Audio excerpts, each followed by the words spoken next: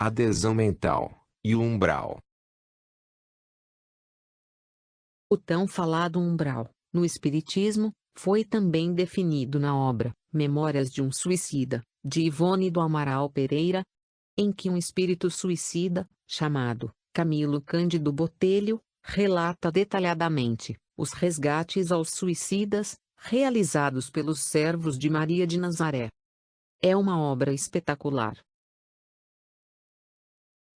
Para quem não sabe, Ivone do Amaral Pereira nasceu em 24 de dezembro de 1900, na pequena vila de Santa Teresa de Valença, hoje Rio das Flores, estado do Rio de Janeiro. Ivone viveu em um lar pobre e modesto.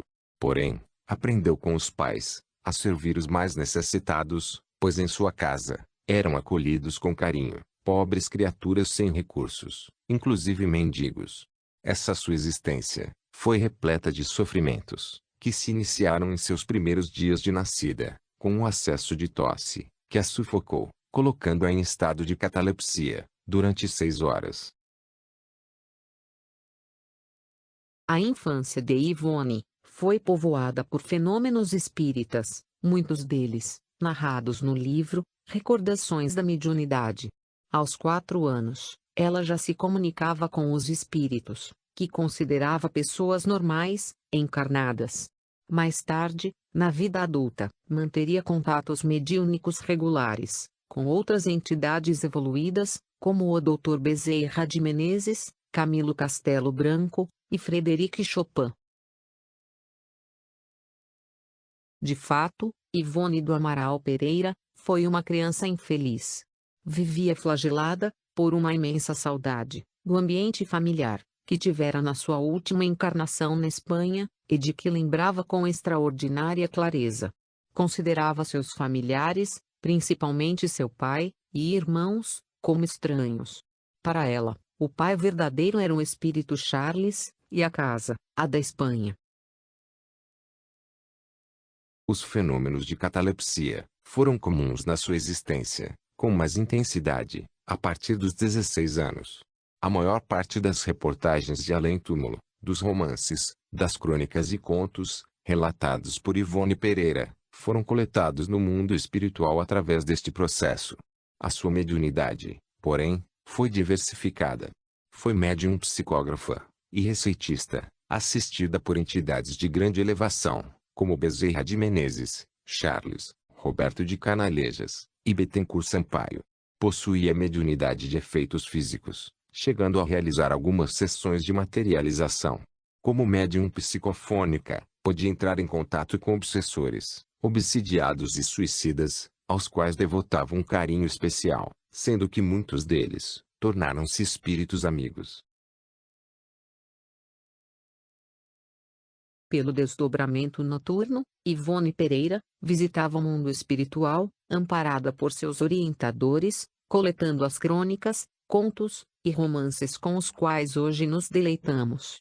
Deixou 20 obras de sua lavra mediúnica, entre as quais Memórias de um Suicida, considerada por Chico Xavier a que melhor retrata a profundeza do umbral.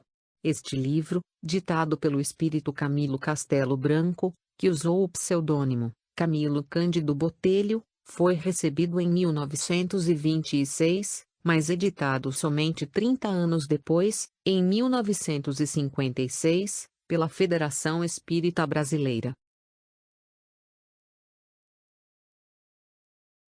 São também de sua autoria os seguintes livros: Nas Telas do Infinito, Amor e Ódio, Nas Voragens do Pecado, O Drama da Bretanha, Cavaleiro de Nomiers, Ressurreição e Vida, Sublimação, Dramas da Obsessão, Divação do Invisível, e Recordações da Mediunidade, tendo como autores espirituais Bezerra de Menezes, Charles, Leão Tolstói e Roberto de Canalejas.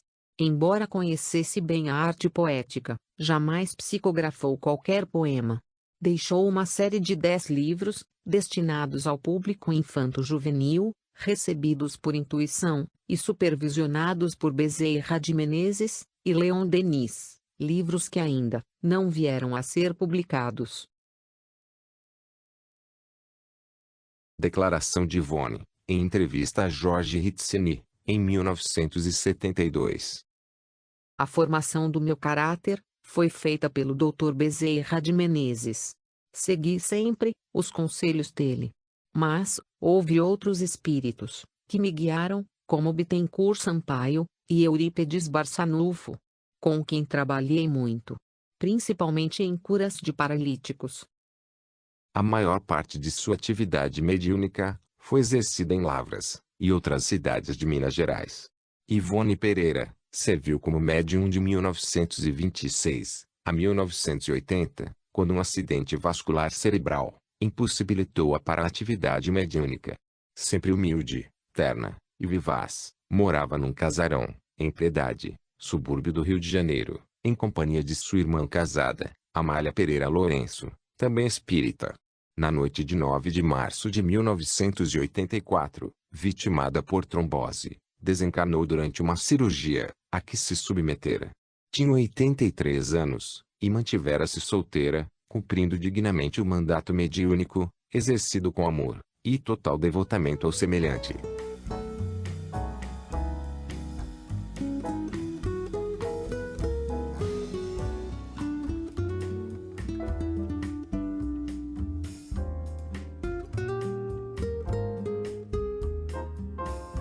Já falamos da Ivone, a protagonista dessa nossa apresentação.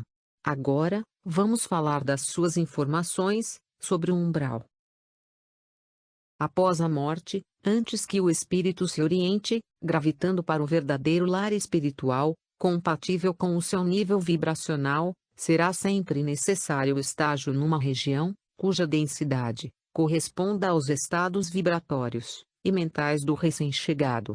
Aí ficará, até que seja naturalmente desanimalizado, ou seja, que se liberte dos fluidos vitais, de que são impregnados todos os corpos materiais. A libertação do espírito, através de uma morte natural, de uma forma lenta e sofrida, depois de muito tempo acamado, lhe proporciona uma passagem mais suave e resignada para o além, sem o peso de seus fluidos mais animalizados. Os espíritos podem permanecer no umbral, horas ou anos, às vezes reencarnando imediatamente, sem atingirem a espiritualidade. A libertação do espírito, através de uma morte violenta e rápida, principalmente no caso de suicídio, os espíritos trazem carregamentos avantajados, de forças vitais animalizadas, sofrendo muito com isso. Repetindo infinitamente a cena de seus crimes pelo tempo que deveriam ter estado reencarnados, e que acabaram por encurtar. Além de sofrer pelas bagagens negativas, que já carregavam sem o suicídio. Nestes casos, as preces dos entes queridos, e dos servos de Maria, são a salvação.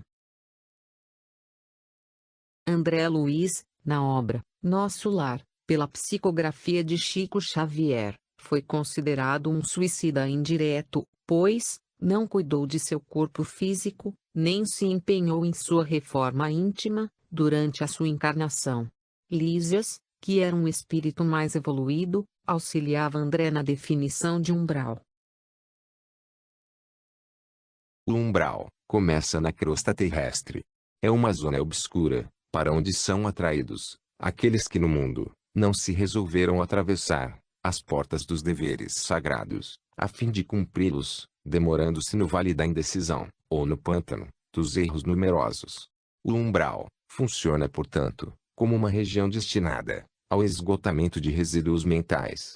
Uma espécie de zona purgatorial, onde se queima lentamente o material deteriorado das ilusões que a criatura adquiriu muito rapidamente, menosprezando a sublime oportunidade de uma existência terrena.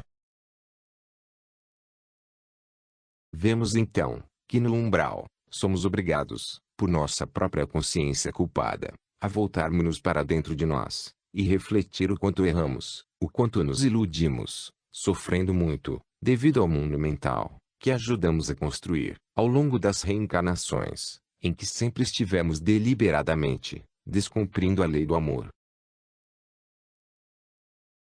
Observemos que Lísias salienta que o umbral começa aqui na Terra, Ou seja, nós somos habitantes de um umbral de encarnados, e como tal, o ideal seria aproveitarmos bem esta oportunidade, e combatermos disciplinada, e persistentemente, as nossas más tendências.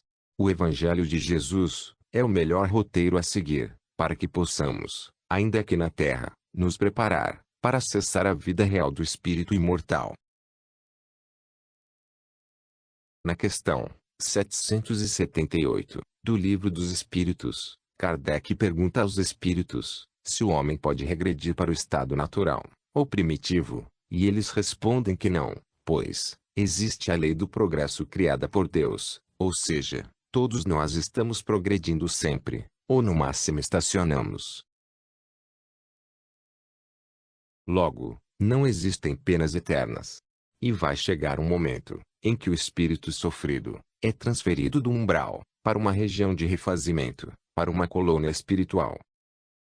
André Luiz, em Nosso Lar, narra o exato momento em que há a sua adesão mental, dando sinais sólidos de que iniciou sua regeneração. Mas é preciso haver sofrido muito para entender todas as misteriosas belezas da oração. É necessário haver conhecido o remorso, a humilhação, a extrema desventura, para tomar com eficácia o sublime elixir de esperança. Foi nesse instante que as neblinas espessas se dissiparam, e surgiu um emissário dos céus. Um velhinho simpático me sorriu paternalmente. Inclinou-se, fixou nos meus os grandes olhos lúcidos, e falou: "Coragem, meu filho. O Senhor não te desampara."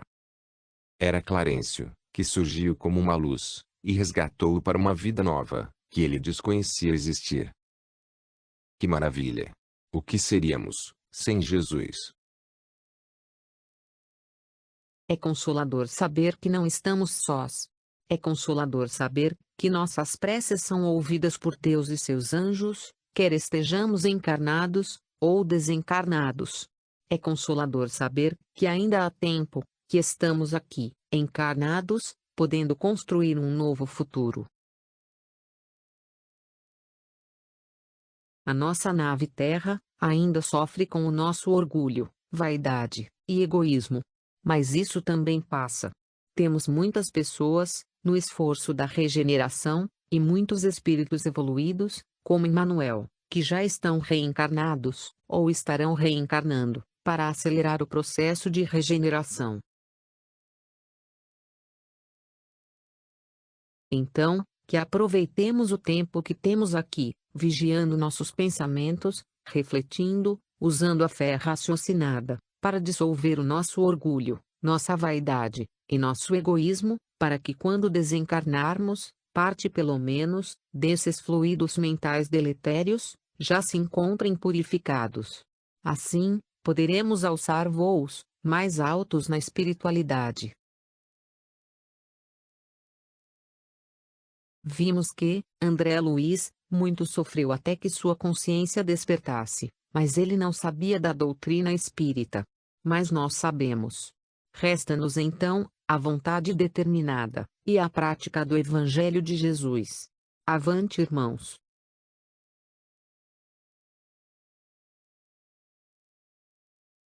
Que Deus abençoe a todos. Meus irmãos, oremos pela paz no planeta Terra. Oremos pelas almas sofredoras no corpo físico, vivenciando as experiências benditas, através das provas e expiações. Oremos pelos espíritos livres do corpo físico, porém, presos às suas mazelas, nas regiões umbralinas, e principalmente, aqueles que sofrem os horrores nos vales sombrios dos suicidas. Imploramos, para que a nossa Mãe do Céu possa interceder por cada um deles. Que assim seja. Amém. Fonte do conteúdo: vídeo inspirado e baseado no texto Adesão Mental e Umbral, de Maria Lúcia Garbini Gonçalves. Articulista, oradora e palestrante espírita. Postado no Facebook, no Grupo Espiritismo, por Ivan N.